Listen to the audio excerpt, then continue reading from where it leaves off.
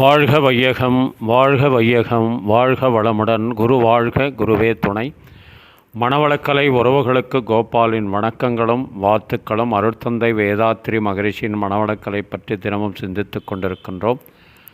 இன்றைக்கு செயல் விளைவு தத்துவம் என்ற தலைப்பில் சிந்திக்கவிருக்கிறோம். உடல் மன ஆற்றல்களை இயற்கை ஆற்றல்களுக்கு உட்படுத்தியும் ஒத்தும் செயல்படுத்தினால் பேரறிவையும் பேராற்றலையும் இயல்பாக கொண்ட இயற்கையானது உறுதுணையாகவும் பாதுகாப்பாகவும் வழிநடத்தியாகவும் வெற்றி மற்றும் மகிழ்ச்சி அளிப்பதாகவும் அமையும் என்பதே வாழ்வின் பயன்களை ஆழ்ந்து சிந்தித்து கண்ட தெளிவாகும். இதுவே தன்முனைப்பின் அடக்கம். தன்முனைப்பு அடங்கப்பெற்ற மனிதனுக்கு இறைநிலையின் பேராற்றலும் பேரறிவும் சொந்தமாகிவிடுகின்றன. இந்த உண்மையினை பேரறிஞர் வள்ளுவப் பெருந்தகை எவ்வாறு உணர்த்திருக்கிறார் என்று அவர் அருளியுள்ள ஒரு குறளின் மூலம் உணரலாம்.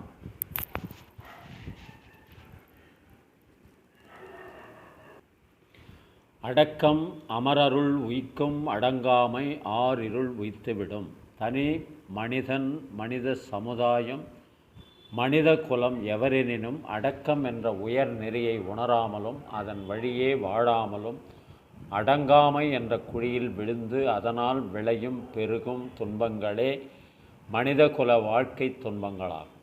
இயற்கை நீதியை அறியாமலோ அலட்சியம் செய்தோ உணர்ச்சி வயப்பட்டோ மனிதன் செயலாற்றும் போது ஏற்படும் விளைவுகள்தான் துன்பங்கள். பொருள் இழப்பு, ஏழ்மை, நோய்கள், உறுப்பிழப்பு, அகால மரணம் ஆகிய அனைத்து கேடுகளுமாகும். செயல் விளைவு தத்துவத்தில் முதல் பாடம் இதுவே என்று சொல்லி இன்றைய சிந்தனையை நிறைவு செய்கின்றோம். இன்று பிறந்தநாள் திருமண நாள் காணும் அன்பர்கள், நண்பர்கள், மனவளக்கலை உறவுகளுக்கு அருட்தந்தையின் அருட்காப்பு அருட்பேராற்றல் இரவும் பகலும் எல்லா நேரங்களிலும் எல்லா இடங்களிலும் எல்லா தோள்களிலும் உறுதுணையாகவும் பாதுகாப்பாகவும் வழி நடத்துவதாகவும் உங்கள் அனைவருக்கும் அமையுமாக.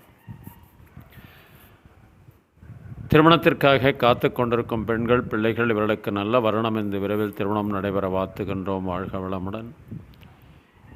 வேலைவாய்ப்புக்காக காத்து கொண்டிருக்கும் பெண்கள், பிள்ளைகள் இவர்களுக்கு நல்ல வேலை வாய்ப்பு அமைய வாழ்த்துகின்றோம். வாழ்க வளமுடன்.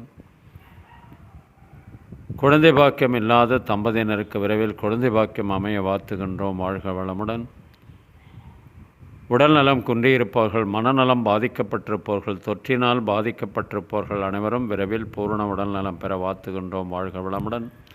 உலக மக்கள் அனைவரும் மனவளக்கலையில் இணைந்து உடல் நலம், உயிர்வளம், மனவளம், நட்பு நலம், ஆன்ம தூய்மை, இறைவனுறு பெற குருவருளும் திருவள்ளுவம் துணை நிற்க வேண்டி வாழ்த்துகின்றோம். வாழ்க வளமுடன். இன்றைய திரை இசை தத்துவ பாடலாக கவியரசர் கண்ணதாசன் எழுதிய பாடல்.